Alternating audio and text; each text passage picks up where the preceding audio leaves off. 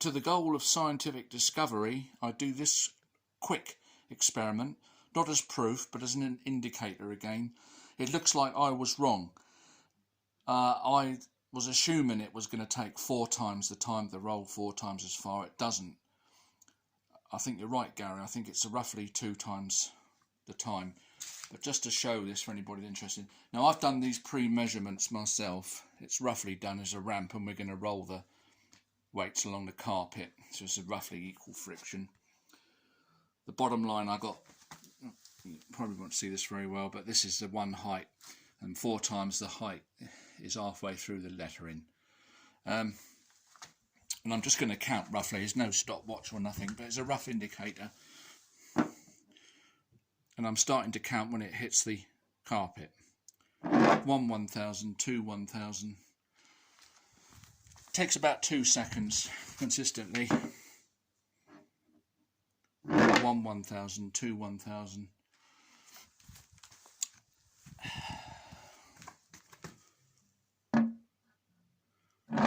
1 1000, 2 1000, 3 1000. Yeah, it gets to about 3.5 seconds, which is probably because of the rough surface, one thing or another. It's nowhere near 4 times the time. It's about nearly double. 1 1000, 2 1000, 3 1000. Yeah, so 4 seconds would be double, which is what I've learned. But what I'm not wrong about is you say as these weights travel around in the arc, their position does not change, nothing changes, their weight doesn't change, and the force, the distance from the centre doesn't change. Well, you're wrong, Gary.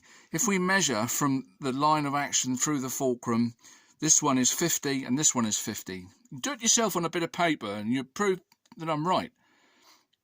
And as it's moved to this position, you'll measure this one as 45 and this one as 35. The distance from the centre of mass to the line through the fulcrum changes.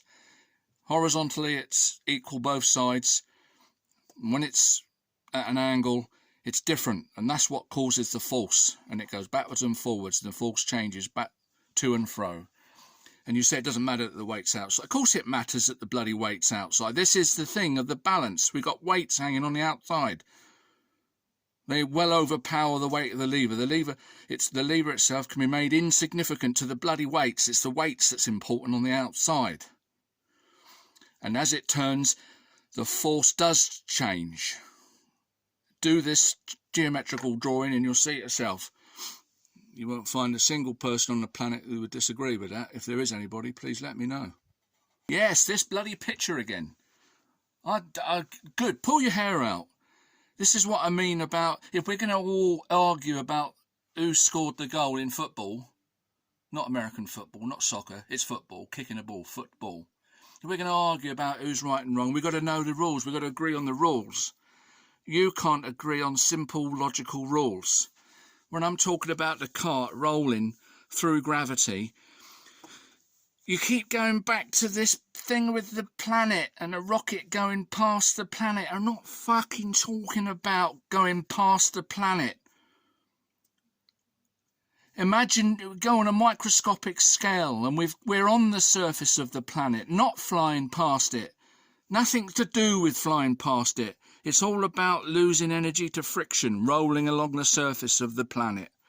If this is a little cart rolling around the planet, for all intents and purposes, we can unravel this circle and make it along a line.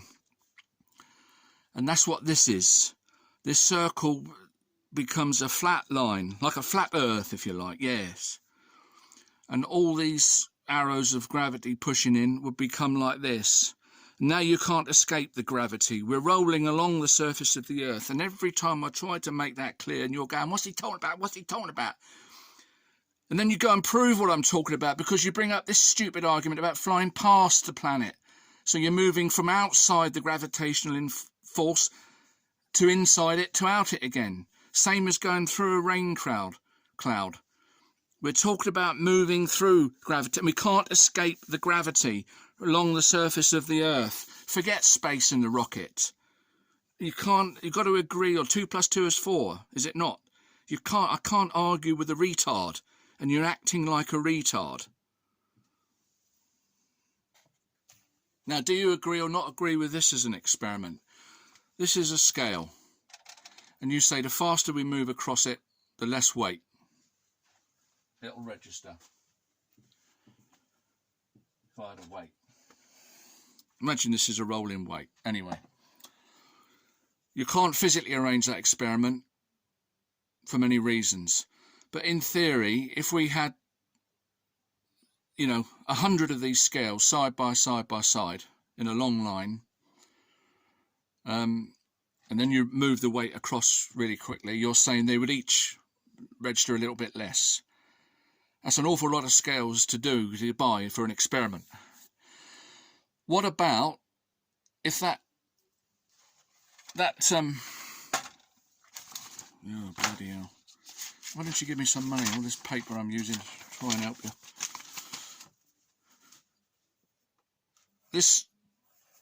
These scales, instead of being in a linear line that we're moving over, we're looking down now. This is a plan view. If you know what a plan is, it's like you're a bird looking down. They're all together. And you're going round and round. The faster you go on top of the scales, the less they're reading, you say. The reason I've done it in a circle is, could we not supplant that with this and have a weight on the edge of the scale and roll it around somehow? And would it not be the same thing? The faster we moved it, according to you, the less friction or the less weight it would register on the scale. Because that's an experiment I could do. I could arrange something and revolve it with a drill or something. Something that's just the weight of the weight itself, the rolling thing. And then as we speed it up, we can see if there's any difference registered on the scale. Why is that different than having 100 scales in a long line or arranged in a circle? What's the difference? What do you think about that?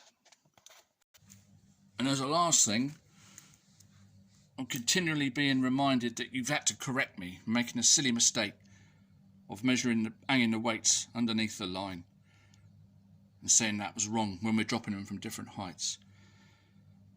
That was wrong, and I admitted it was wrong. And you saying it should be on top of the line, I believe that's also wrong. You're equally as wrong as me by saying it should be on the top of the line as it should be underneath.